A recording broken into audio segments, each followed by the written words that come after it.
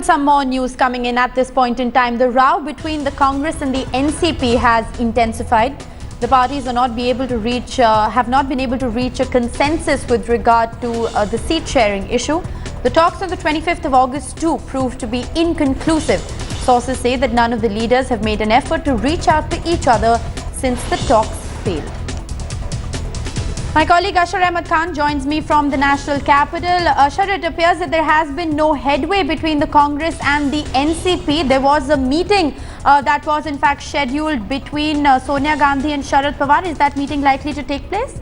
Well, what we've been told is that no appointment has been fixed for that meeting, but yes, both parties are saying that the final call as far as the alliance is concerned has to be taken by the leaders of both the parties, that is the Congress president and Sharad Pawar, who's the chief of the NCP. But in the last couple of days, we've seen that senior leaders of both parties have been meeting.